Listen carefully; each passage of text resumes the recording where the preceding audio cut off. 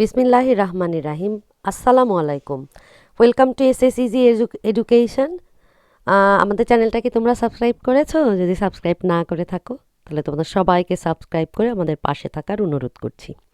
আজকে আমরা পড়ব প্রিএমশন। প্রিএমশন যার আরবিক অর্থ হচ্ছে সুফা। তো শুরু করছি একটা ইন্ট্রোডাক্টরি আলোচনা দিয়ে যে law of preemption it's based upon the text of Muslim law and it is well founded doctrine in Bangladesh. You know that it was unknown in India till the advent of Mughal rule, that is in Indian subcontinent. Mughal rule যতক্ষণ পর্যন্ত শুরু হয়েছিল না, মুঘল আমল, তার আগে পর্যন্ত কিন্তু প্রিএমশনের কোনো অস্তিত্ব ছিল না। In the words of Mulla, the right of সুফা or preemption is a right which the owner of an immovable property possesses to acquire by purchase another immovable property which has been sold to another person. So মোল্লার বলেছে যে সুফা এটি এক ধরনের অধিকার যা কোনো প্রপার্টির ওনার, যে ইমুভেবল প্রপার্টির owner possesses to acquire by purchase, অর্থাৎ ইমুভেবল প্রপার্টির ওনার যখন সেই প্রপার্টিটা বিক্রয় করে, ওই ইমুভেবল প্রপার্টিটা অন্য কোনো পার্সনের কাছে, ঠিক তখন এই অধিকারটা মানে উৎপত্তি ঘটে। The foundation of the right of প্রিএমশন is human desire to avoid the inconvenience and disturbance which is likely to be caused by the introduction of a stranger into the land. So আসলে প্রিএমশন এই ধারণাটার উৎপত্তি হয়েছে এইভাবে যে তুমি তোমার ভূমিতে কোনো স্ট্রেঞ্জারকে বা আগন্তুককে যদি না আনো বা এনে কোনো ডিস্টারবেন্স যাতে সৃষ্টি করতে না পারো, সেই জন্য আসলে এই অধিকারটা দেওয়া হয়েছে। Muslim law preemption is to be looked at in the light of the Muslim law of succession, এবং মুসলিম লয়ের প্রিএমশন আসলে মুসলিম ল অফ সাকসেশনের ভেতরেই আলোচনা করা হয়। Under Muslim law, death of a person result the division of his property into fraction, এবং Muslim লতে কিন্তু কোনো ব্যক্তির মৃত্যুর পরেই তার প্রপার্টি ফ্র্যাকশন হয়, অর্থাৎ ভাগ হয়। If an heir is allowed to dispose of his share without offering it to other co-heirs, then it is likely to lead to an introduction of the strangers into a part of the estate with resultant difficulties and inconveniences. So মুসলিম ল অনুযায়ী কোনো একজন ব্যক্তির মৃত্যু, তার প্রপার্টির ভাগ হওয়া শুরু হয় তার মৃত্যুর পরে, এবং কোনো একজন এয়ার তার প্রপার্টি ডিসপোজ করতে পারে, তার শেয়ার তার কোনো শেয়ারকে অফার না করে অন্য কারো কাছে বিক্রি করার অর্থই হবে যে স্ট্রেঞ্জারকে সেই শেয়ারদের মধ্যে নিয়ে আসলো, এবং এটি হয়তো বা পরবর্তীতে কোনো ডিফিকাল্টিস বা ইনকনভিনিয়েন্স সৃষ্টি করতে পারে। এখন আমরা প্রিএমশন বা সুফার অর্থ দেখব। সুফা বলতে বোঝায় যে কনজাংশন বা অ্যাডজাসেন্ট। এটা হচ্ছে অ্যাংলো মোহামেডান টার্ম, যা লিটারালি অর্থ হচ্ছে adding. It's the right to acquire by compulsory purchase, অর্থাৎ কম্পালসারি পারচেজের মাধ্যমেই এই অধিকারটা অ্যাকোয়ার করা যায়। In certain cases immovable property in preference to all other persons, it's a right which the owner of immovable property possesses to acquire by purchase another immovable property which has been sold to another person. So এটি এমন ধরনের একটা অধিকার যা immovable প্রপার্টির ওনার pauses করে, এবং বলা হচ্ছে যে ইমুভেবল প্রপার্টির ওনার ঠিক যখন জমিটি বিক্রি করে, ইমুভেবল প্রপার্টিটা বিক্রি করে অন্য কোনো ব্যক্তির কাছে, তখনই আসলে এই অধিকারটা বর্তাবে অন্য ব্যক্তির কাছে, অর্থাৎ শেয়ার আর অ্যাডজাসেন্ট অফ প্রপার্টি এরা বাদ দিয়ে। সো ডেফিনেশনের মধ্যে মোল্লার ডেফিনেশনটাই আমরা আগে দিচ্ছি। দ্য রাইট অফ সুফা or preemption is a right which the owner of an immovable property possesses to acquire by purchase another immovable property which has been sold to another person. So প্রিএমশনের অধিকার বলতে সেই অধিকারকে বোঝায় যা কোনো ওনার of the property যখন তার প্রপার্টি অন্য কোনো ব্যক্তির কাছে সেল করে, তখনই এই অধিকারটা উৎপত্তি হয়। According to Mahmood justice, a right which the owner of certain immovable property possesses as such for the quiet enjoyment of that immovable property to obtain in substitution for the buyer proprietary possession of certain other immovable property not his own on such terms as those on which such later immovable property is sold to another person. So বলা হচ্ছে যে justice Mahmud বলেছেন যে pre-emption হচ্ছে এমন একটা অধিকার যা সার্টেন ইমুভেবল প্রপার্টির মালিক এই অধিকারটা পজেসেস করে এবং এমনভাবে পজেসেস করে যে তার এনজয়মেন্ট আছে ওই ইমুভেবল প্রপার্টিটা অবটেইন করার অধিকার আছে in substitution for buyer proprietary possession of certain other immovable property not his own and in such terms as those on which such later immovable property is sold to another person. So ওই property দেখা যাচ্ছে যে ব্যক্তির অধিকার buyer হিসেবে তার অধিকার যেটা সে অবশ্যই পরিচিত বা কোশেয়ারার এদের মধ্যে বিক্রয় করবে, প্রোপ্রাইটরি রাইটটা হস্তান্তর করতে পারবে। কিন্তু এটা যদি সে আসলে অন্য কোনো ব্যক্তির কাছে করে তাহলেই অর্থাৎ বিক্রয় করে তাহলেই প্রিএম্পশনের অধিকারটার উৎপত্তি হয়। Govinda Dayal versus Inayatullah IR all এই কেসে জাস্টিস মাহমুদ আসলে প্রিএম্পশনের এই ডেফিনেশনটা দিয়েছিলেন। Essentials of preemption. Main essentials of preemption are: preemption is the right which the owner of certain immovable property possesses to obtain another immovable property not his own. অর্থাৎ pre-emption বলতে এমন একটি অধিকারকে বোঝায় যা কিছু ইমুভেবল প্রপার্টির ওনাররা পজেস করে যা আসলে অন্য ব্যক্তির ইমুভেবল প্রপার্টিতে অ্যাটাচ থাকে যা তার নিজের নয়। The right is obtain in substitution of the buyer, অর্থাৎ যে বিক্রয় করে জমিটি কিনেছে আসলে তার অধিকারকে সাবস্টিটিউট করবার জন্যই এই অধিকারটা বর্তায়। অর্থাৎ who has already purchase the other immovable property, যে ব্যক্তি অন্যের কোনো ইমুভেবল প্রপার্টি অলরেডি পারচেজ করেছে সেই বায়ারকে সাবস্টিটিউট করার অধিকারটাই হচ্ছে pre-emption. Right of proprietary possession is obtain on the same terms on which that other immovable property is sold to the purchaser. So proprietary possessionটা এখানে আসলে অর্জন করে on same terms, মানে ওই একই রকম কন্ডিশন বা টার্মস থাকে which that other immovable property is sold to the purchaser, অর্থাৎ আদার ইমুভেবল প্রপার্টি পারচেজার কাছে বিক্রয় করলে যেটা হবে ওই রকম আর কি। And the right is given by the law for the quiet enjoyment of property. আর এই অধিকারটা আইন দ্বারা এজন্যই দেওয়া হয়েছে যে সবাই যেন শান্তিপূর্ণভাবে প্রপার্টির রাইট এনজয় করতে পারে এবং সেখানে স্ট্রেঞ্জাররা কোনো রকম কোনো মানে বিরক্ত করতে না পারে, ডিস্টারবেন্স সৃষ্টি করতে না পারে। প্রিএম্পশন বা সুফার যদি আমরা অরিজিন সম্পর্কে জানতে চাই আমাদের বলতে হবে হযরত মুহাম্মদ সাল্লাল্লাহু আলাইহি সাল্লামের কথা থেকে যে a neighbour has a right superior to that of a stranger, অর্থাৎ তোমার প্রতিবেশীর অধিকার রয়েছে একজন স্ট্রেঞ্জারের চাইতেও বেশি। In the lands of adjacent to his own, অর্থাৎ তার ল্যান্ডের সাথে অ্যাডজাসেন্ট কোনো ল্যান্ডে নেইবারের অধিকার প্রথমে স্ট্রেঞ্জারের চাইতে। দ্য রাইট অফ সুফা holds in a partner who has not divided off and taken separately his share. So সুফার এই যে অধিকার এই অধিকারটা আসলে পার্টনার হোল্ড করে এবং who has not divided off and taken separately his share, সে কিন্তু কোনো শেয়ার ডিভাইডেড করেনি বা টেকেন অফ করেনি এরকম। The neighbour of a house and neighbour of A land has superior right to those lands and if he be absent, the seller must wait for his return, provided however that they both participate in the same road. বলছে যে একজন বাড়ির neighbour বা ল্যান্ডের neighbour এদের সর্বোচ্চ অধিকার থাকে একজন স্ট্রেঞ্জারের থেকেও এবং যদি সে অনুপস্থিত থাকে তাহলে ওনার তাদের জন্য অপেক্ষা করবে, এটাই নিয়ম। এবং এই তিনটা কথায় হেদায়াতে বলা হয়েছে। According to the tradition of the Prophet, it is morally objectionable, though not unlawful, to sell property without offering it to the preemptor. who is either a neighbor, participator in appanage of the property or its co-sharer.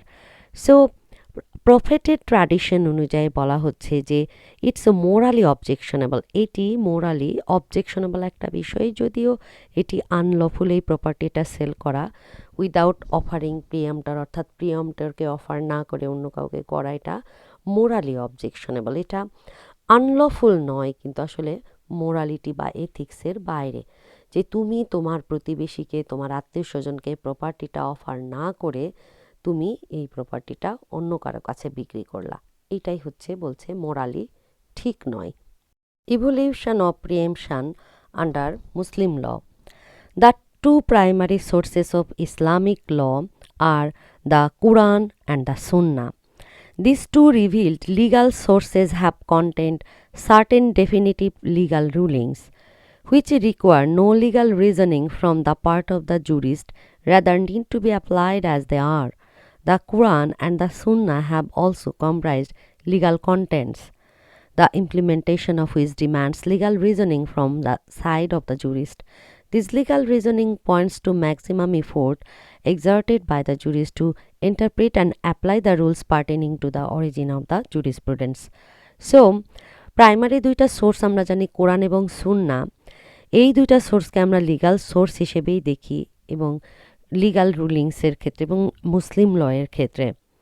So এই ক্ষেত্রে কোনো legal রিজনিংসের প্রয়োজন নাই জুরিস্টের পক্ষ থেকে, বরঞ্চ এগুলো যেরকম আছে আমরা সেরকমই অ্যাপ্লাই করি।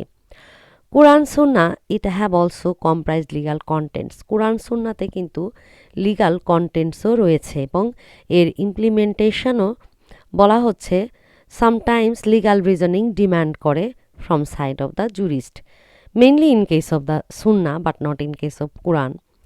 This legal reasoning points maximum effort, that is জুরিস্টরা কিন্তু এই লিগাল রিজনিং দেওয়ার ক্ষেত্রে ম্যাক্সিমাম এফোর্ট দেয় এবং তারা প্রকৃতপক্ষে ব্যাখ্যা দেবার চেষ্টা করে। So Islamic jurisprudence present a strong connection between the Real and the right, where exercising personal reasoning ijtihad in understanding Sharia often leads to the real legal ruling in God's or Allah's creation. Based on the foregoing, he claims that if the law is prescribed by Sharia, not only in the legal ruling derived from the primary legal sources, but the right shall also be justified by way of a verdict clarifying the fact that has given rise to the law to be implemented in the given instance. Therefore, abduction, the contributor asserts, can offer an account for the nature of Islamic jurisprudence, its ramification and its function of the tradition as being important factors of the logic and legal system of Islam. So now Islamic jurisprudence তারা কিন্তু একটা strong connection দেখতে পায় Real এবং right এই দুইটার মধ্যে, এবং পার্সোনাল রিজনিং ইজতিহাদ এবং আন্ডারস্ট্যান্ডিং যখন শরিয়া আন্ডারস্ট্যান্ডিংয়ের ক্ষেত্রে যখন রিয়াল লিগাল রুলিং আল্লাহর ক্রিয়েশনের ক্ষেত্রে যখন দেওয়া হয়, এই ক্ষেত্রে তারা একটা কানেকশন ফাইন্ড আউট করেছে এবং বলছে যে if the law is prescribe by Sharia, মানে শরিয়া দিয়ে যদি আইন প্রেসক্রাইব করা হয়, it not only legal ruling derive from the primary legal source, but a right shall also be justified by way of verdict, clarifying the fact that has given rise to law to be implemented in the given instance. So এই কথা দিয়ে এখানে বলছে যে শরিয়া থেকে যদি কোনো আইন মানে কোনো একটা সোর্স হয়, এইটা যে বাইন্ডিং, এটা লিগাল রুলিং, এটা প্রাইমারি একটা লিগাল সোর্স থেকে এসেছে তা নয়, এরপরও এ বলা হচ্ছে দিস রাইট ইজ জাস্টিফাইড। কেন? বাই ওয়ে অফ ভার্ডিক্ট, অর্থাৎ জাজমেন্টের মাধ্যমেও এই রাইটটা জাস্টিফাইড এবং ক্লারিফাই করে যে এটা ইমপ্লিমেন্ট করতে হবে সাথে সাথে। ওকে, এইটাই ইসলামিক জুরিসপ্রুডেন্স আসলে সাক্ষ্য দেয় বা বলে। Pre-emption law has its origin in the saying of the Prophet. We have already found that. Pre-emption or Shufa means conjunction, adjacent actually. In the case of Gobind Dayal versus Inayatullah 1885, justice Mahmud describe প্রিএমশন, আমরা এটা কিন্তু ডেফিনেশনে দেখেছি যে এটা এমন একটি right অর্থাৎ ওনারের removable প্রপার্টিতে থাকে যে সে যেন কোয়াইটলি এটা এনজয় করতে পারে, ওই ইমুভেবল প্রপার্টি ভোগ দখল করতে পারে, এবং যে জমিটি কিনবে তাকে বায়ারকে সাবস্টিটিউট করবার জন্য বায়ারের প্রোপ্রাইটরি পজিশন ইমুভেবল প্রপার্টি অর্থাৎ সার্টেন আদার অন্যান্য immovable property not his own, মানে তার নিজের প্রপার্টি নয়, মানে অন্যের প্রপার্টির প্রোপ্রাইটরি রাইটটা সে নেওয়ার জন্য, বায়ারের কাছ থেকে নেওয়ার জন্য তার এই অধিকারটা বর্তায়। On such terms as those on which such letter immovable property is sold to another. এখানে ব্যাখ্যা দিয়ে আরও ক্লিয়ার করা হচ্ছে, A and B live adjacent to each other. X is the owner of land A and Y is the other owner of land B. So বলছে একটা property A তার মালিক X আর Y হচ্ছে B প্রপার্টির ওনার। When X decides to sell land A, it is the legal duty of X to first offer it to Y. Only when Y shows no interest in buying that property, then X can sell land to any other person, that is Z. And if X sells his land to Z without offering Y, then Y has a right to preemption against Z and can dispose him after paying the same price which Z paid to X. If the price appears inflated with a motive to defeat or discourage Y, the preemption right holder, the court will interfere and rationalize the price. The main motive behind this law is to dislodge a stranger from disturbing the tranquility of neighborhood. সুতরাং আমরা দেখছি যে যদিও এখানে প্রথমে এ and B live adjacent বলে, আবার এটা একটা প্রপার্টিটা একটু ভুল করে বলা হয়েছে, আসলে X and Y live adjacent each other. X Y তারা একে অপরের পাশাপাশি বসবাস করে। এখন ধরো এই দুইটা প্রপার্টি, এক্স একটা এ প্রপার্টি এবং ওয়াই একটা প্রপার্টি বি এর ওনার। এক্স বি সে মনে করলো যে আমি হচ্ছে এ প্রপার্টিটা বিক্রি করে দিব এবং এই দুই প্রপার্টি অ্যাডজাসেন্ট, সেই ক্ষেত্রে প্রথম ডিউটি হচ্ছে কিন্তু ওয়াইকে অফার করবে। ওয়াই যদি না করে দেন সেটা জেডের কাছে বিক্রি করতে পারে, কিন্তু ওয়াইকে অফার না করে, না জানিয়ে সে যদি জেডকে বিক্রি করে, তাহলে ওয়াইয়ের যে অধিকার বর্তায় ওই প্রপার্টিটা পুনরায় নিজে কিনে নেওয়ার, এটাই রাইট টু প্রিএম্পশন। এবং এই ক্ষেত্রে কিন্তু তাকে সমপরিমাণ অর্থ দিয়েই ওই প্রপার্টিটা ক্রয় করতে হবে, এটাই প্রিএম্পশনের rules. According to Hanafi law, when a property is sold, there is a co-sharer, a participant in the amenities and appendages of the property, and a neighbor owning an adjoining immovable property. Shia law confines preemption to co-owners in undivided property. Shafi law recognizes preemption only among the co-sharers. So, বিভিন্ন schools আমরা জানি বিভিন্ন মতবাদে বিশ্বাসী, তো schools অনুযায়ী আবার প্রিএম্পশনের রুলসও আলাদা। হানাফি লতে বলছে যে যখন কোনো প্রপার্টি বিক্রি হবে তখন সেখানে কো শেয়ারার, অ্যামেনিটিজের যারা পার্টিসিপেন্টস এবং অ্যাপেন্ডেজেস অফ দ্য প্রপার্টির সাথেও যারা আছে, ইভেন নেইবার, তারাও অ্যাডজয়নিং ইমুভেবল প্রপার্টিতে মানে কিনতে পারার অধিকার তাদের আছে। কিন্তু শিয়ালও বলছে শুধুমাত্র কো ওনারদের প্রপার্টির প্রিএম্পটর হওয়ার অধিকার আছে। শাফি ল শুধুমাত্র কো শেয়ারারদেরকে এই অধিকারটা দিয়েছে। Now who are the parties? So from above illustration, it is quite evident that there are three parties involved. Vendor, the person who owns the property and willing to sell the property. From the illustration, X is the owner of the property and he decided to sell it. Then vendi, the stranger to the property who buys it. According to example X, Z is the stranger of the property and third person here. And preemptor, the neighbor or co-sharer or heirs. And in the illustration Y has land adjacent to X. So therefore neighbor as a neighbor, Y has the preemption right holder. So these three parties are there. When does the preemption arise? So there are two circumstances under which the right of preemption arises. In case of sale, the right to claim preemption arises when the property is subjected to a valid sale. Merely an intention to sell cannot be ground for claiming the right of preemption. The sale excludes inheritance, gift, work, bequest of lease, in perpetuity, and sale includes exchange. The sale must be bona fide.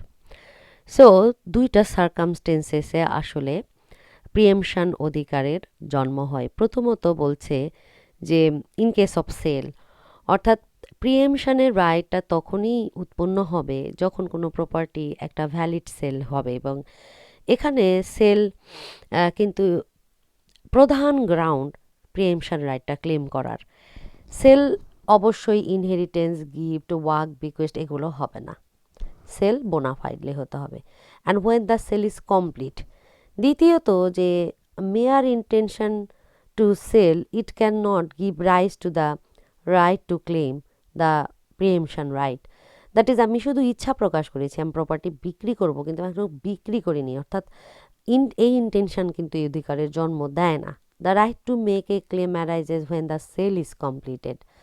According to Muslim law, a sale is considered to be completed when purchaser pays to the vendor and the possession is transferred delivered by the vendor. It might not be necessary that the execution of the instrument of sale is according to the Transfer of Property Act. Section 54 of TPA states that sale of the property of the value of Rs 100 is upwards is not complete unless made through a registered instrument. Further, the High Court of Patna, Calcutta stated that the right of preemption does not arise until registration is completed as per Transfer of Property Act. So প্রথমত বলছে মুসলিম লয়ে যে transfer of property act, সেটা কিন্তু বলছে যে মুসলিম লতে যেটা আমরা সেল বলতে বুঝি যে আমরা প্রপার্টিটা বিক্রয় করে দিলাম, ইন কনসিডারেশনে তাকে দিয়ে দিলাম, অর্থাৎ পজিশন ট্রান্সফার করে দিলাম, ডেলিভার করে দিলাম, সেল হয়ে গেল। এখানে বলতেছে যে ইনস্ট্রুমেন্ট এক্সিকিউট করবার দরকার নাই ট্রান্সফার অফ প্রপার্টি অ্যাক্ট অনুযায়ী। কিন্তু পাটনা এবং কলকাতা হাইকোর্ট তারা কিন্তু বলেছে যে প্রিএমশন রাইট তখনই উৎপন্ন হবে যখন সম্পত্তি হস্তান্তর আইন অনুযায়ী কোনো সম্পত্তি রেজিস্টার্ড হয়ে যাবে তখন। When right is lost, প্রিএমশন right কখন আসলে চলে যায় বা হারিয়ে যায় আমরা বলছি। The right of প্রিএমশন is lost in the following manner: omission to claim or waiver first, or excessive delay in demanding it. When the person entitled to this right either expressly impliedly waived it or omits to assert implied immediately the rights. Death of preemptor, the right to preemption dies with the death of the preemptor. Where the preemptor dies before enforcing it under the Hanafi law and under Shafi and Shati law, the right to preempt delegates upon the preemptor's heirs in the proportion of their right of inheritance. Forfeiture of the right of preemption, if it's forfeited and it is forfeited by the following condition. Number 1, where the preemptor releases it for consideration, tries to dispose of the subject of preemption to a stranger, partition is made of a property in respect of which the right of preemption can only be claimed by co-personers. There is some statutory disability with the preemptor as regards the purchase of land in question concerned. So প্রথমত আমরা দেখলাম যে আমরা যদি ক্লেমটা wave করে দিই, দ্বিতীয়ত দেখলাম যে যদি প্রিএম্পটর মারা যায়, তৃতীয়ত আমরা দেখছি যে যদি ফরফিট হয়ে যায়। এখন ফরফিট হয় নিম্নলিখিত 4টা কন্ডিশনে। প্রিএম্পটর যদি এটি রিলিজ করে দেয় কনসিডার মানে অর্থের বিনিময়ে, অথবা প্রিএম্পটরের এই সাবজেক্টটা যদি ডিসপোজ করে কোনো স্ট্রেঞ্জারের সাথে, বা প্রপার্টি যদি পার্টিশন হয়ে যায় যে প্রপার্টির উপরে আসলে প্রিএম্পশনের রাইট কোপার্সনাদের মধ্যে, or some statutory disability যদি রেইজ করে প্রিএম্পটরের, ইন দ্যাট কেস এই অধিকারটা হারিয়ে যায়। That's all about when this right lost. The right of preemption is available to owners of preemptive tenements only, and that is any of the following 3 types of ownership. আসলে কোথায় বা কোন ধরনের অধিকারের ক্ষেত্রে আমরা রাইট অফ প্রিএমশন অ্যাভেলেবল আছে বলবো। প্রিএমশন on the basis of co shares. First one আমরা দেখতে পাচ্ছি শাফি শরিক, that is the owner of an undivided share in the immovable property previously inherited from a deceased person. In the case where the other co-owner sells his share to someone without first offering to his co-sharer, then the co-owner has a right to claim it back from the outsider. Nothing except sale will bring to life and the right of preemption. The right of preemption cannot be accessed in the case of a lease or mortgage. According to Shufa, preemption can be claimed only when there are two co-sharers. So, preemption on the basis of the co-sharers, শাফি শরিক।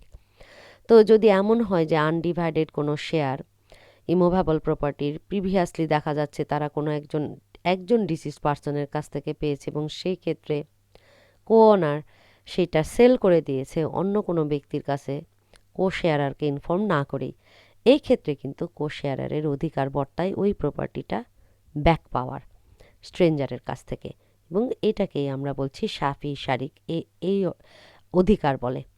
প্রিএমশন on the basis of a participator in immunities and appendages, that is শাফি খালিদ। This preemption is known as the participator in immunities and appendages. There are three ways in which a person may be considered to be Shafi Khalid. Number one, he may be owner of a dominant heritage. He may be owner of a servient heritage, and the property sold, also the property of the preemptor, may be dominant heritage to a third person's property. So Shafi Khalid এই অধিকারটা আসলে immunities বা অ্যাপেন্ডেজের মাধ্যমে বর্তায়। In that case আমরা দেখতেছি তিন ধরনের। যদি এমন হয় যে ওই ব্যক্তি কোনো ডমিন্যান্ট হেরিটেজের ওনার, অথবা সার্ভিয়েন্ট হেরিটেজের ওনার, অথবা বলা হচ্ছে যে প্রপার্টি বিক্রি হয়েছে সেই প্রপার্টিটাই প্রিএম্পটরের ছিল dominant heritage. And preemption on the basis of neighbourhood or vicinage, that is শাফি জার, the owner of adjoining immovable property which is a neighbour, প্রতিবেশীর অধিকার। The right of preemption on the ground of the vintage does not extend to the state of large magnitude. It is confined to the houses, garden and small patches of land where more than one preemptor belongs to different categories. The first category of class exclude the second and second exclude the third. So, owner of adjoining immovable property, এটা হচ্ছে প্রপার্টির neighbour হিসেবে অধিকার বর্তায়, এবং এই ক্ষেত্রে দেখা যাচ্ছে যে প্রপার্টি যার যত বেশি কাছে থাকবে সে তার অধিকার তত বেশি থাকবে, এবং এটা ছোট ছোট প্রপার্টির ক্ষেত্রে আসলে এই ইয়েটা প্রয়োগ করা হয়, গার্ডেন, হাউস বা স্মল পিচ অফ ল্যান্ড।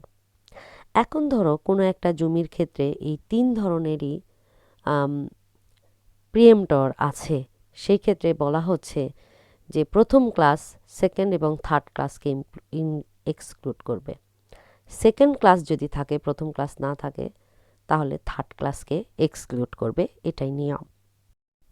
এই ক্ষেত্রে আমরা এখন দেখব হু ক্যান প্রিএম্পট, অর্থাৎ কে প্রিএম্পশন করতে পারে। Preemption arise from following categories of person and following three person may be the preemptor: co-sharer by inheritance, participator in immunities and appendages, and owner of adjoining property. Preemption enforcement requisites. So there are three formalities or necessary steps that are to be followed strictly for claiming preemption or Shufa. They are known as the three demands. So the first demand, talabi mutasibat, and then the second demand, talabi ishad, and the third demand, talabi tamlik. So according to Shia, talabi muasibat and talabi ishad, and therefore only one demand needs to be made in case of Shialo. So, and in another cases, three demand is essential in case of the preemption. Is preemption is the weak right? Yes, the right of preemption is a weak right. Claim of preemption operates against the concept of ownership. In effect, the claim of preemption hints directly against the absolute right of a person to own or possess a property. In presence of this right, a bona fide purchaser has to give up his ownership compulsorily in favor of the preemptor. It may be stated therefore that preemption imposes a limitation or disability upon the ownership of a property merely on the ground of future possible inconvenience of the preemptor. As such, the right of preemption is feeble, weak, as well as defective right. This means that the right is transitory in nature. The right may be lost in the event of any slightest delay in its enforcement. Moreover, the right is defective in the sense that it may be defeated by all lawful means, that is, by showing that there was a gift or exchange and not a sale to the vendor. So, in case of the preemption weak right or not, আমরা বলবো যে হ্যাঁ এটা একটা week right, কারণ বলা হচ্ছে এটা ওনারশিপের কনসেপ্টের আমরা বাইরে গিয়ে এটাকে অপারেটস করছি, এবং সেই ক্ষেত্রে আমরা কি করছি যে যার অ্যাবসোলুট রাইট হচ্ছে, অর্থাৎ যে কিনলো তার কিন্তু অ্যাবসোলুট রাইট বর্তায় প্রপার্টিটা পজেস করার, কিন্তু পরবর্তীতে আমরা দেখতেছি যে প্রিএম্পটর সেই পজেসরকে তার ওনারশিপ থেকে সরিয়ে সে ওইটা কিনতে চাচ্ছে অ্যাজ এ প্রিএম্পটর। সো এই ক্ষেত্রে বলছে যে কম্পালসারিলি কোনো একজন প্রিএম্পটরকে তার বোনাফাইড রাইট ছেড়ে দিতে হয়। সো এটাকে ডিফেক্টিভও বলা হচ্ছে, এটাকে উইক রাইটও বলা হচ্ছে। এখন বলা হচ্ছে যে এটা ট্রানজিটরি একটা ন্যাচারের, এখানে যদি কোনো একটু কেউ ডিলে করে অধিকারটা দাবি করতে, তাহলেই এটা আর সে দাবি করতে পারবে না। এবং ডিফেক্টিভ কনসেন্সে বলা হচ্ছে যে it may be defeated by all lawful means, অর্থাৎ সকল লফুল মিনস এটাকে ডিফিট করা যায়। দ্যাট ইজ এখানে যদি বলা হয় যে না এটা সেল হয়নি, এটা গিফট হয়েছে, বা এটা আমরা অন্য কিছু হিসেবে প্রপার্টিটা দিয়েছি, তাহলেই কিন্তু এই রাইটটা আর বর্তাবে না। Pre-emption in Bangladesh. In Bangladesh, the application of preemption, it was very familiar. With the change of the time, the importance of preemption is somewhat reduced in present society due to mobiling lives. The provision of present statutory laws, in a sense, discourage people to apply in the right of preemption due to the rigid provisions introduced in 2006. It reduces the numbers of application for preemption in civil courts comparatively. In Bangladesh, there are three approaches as regards preemption, one under Muslim law and another two under two existing law, Section 24 of Non-Agricultural Tenancy Act 1949, herein referred the NATA Act 1949, and Section 96 of the State Acquisition and Tenancy Act 1950, and herein referred it SAT Act 1950. Preemption of non-agricultural land is dealt under Section 24, while Section 96 for agricultural land. These legal approaches and present actual position of preemption will be focused in this paper, and this article also shows the comparison between the statutory laws and the Muslim laws, clarifies the changes, introduction into statutory laws and purposes behind the changes. Also, it determines the importance of the preemption in present mobilized society and gives some recommendation to implement the existing. Finally আমরা বলতে পারি যে pre-emption হলো একটা অধিকার যা কো শেয়ারার টেন্যান্টদের আছে, এবং it was very familiar in Indian subcontinent from the Mughal period to now, and application of though the application of preemption is now very limited in both Bangladesh and India and present society, the significance of preemption, it has been reduced rapidly. Now people are so much busy with their lives and jobs, so they have not enough times to think who have come to the adjacent property, they are stranger or not. Some people still uses this opportunity of making an application of preemption, particular in agricultural land when necessary its necessity arises. They have to face also some legal complexity, and party purchase the land and improve the land also. So under these circumstances, following steps should be taken. It should not be taken in your consideration, অর্থাৎ তোমরা এটা দরকার নাই কোথাও বলার, but আর আমিও এখানেই শেষ করছি, কারণ আমি চাচ্ছিলাম যে তোমরা বাংলাদেশ সম্পর্কে একটু হলেও আইডিয়া নাও বা আমি বলি।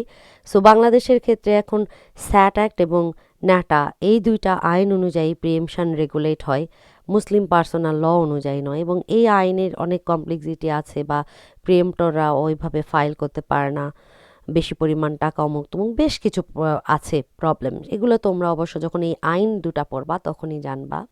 ল্যান্ড লয়ের পার্ট হিসেবে। আমরা আজকে তাহলে এখানেই প্রিএমশন নিয়ে আলোচনা শেষ করছি। আর প্রিএমশনের সোর্স হিসেবে যেগুলো ইউজ করেছিলাম এইগুলো হচ্ছে সোর্স, এই সোর্স থেকে প্রিএমশনের সব এই কন্টেন্টগুলো নেওয়া হয়েছে। তোমরা অবশ্যই এই সোর্সকে রেফার করবে এবং আমি এই সোর্সের প্রতি কৃতজ্ঞতা জানাচ্ছি।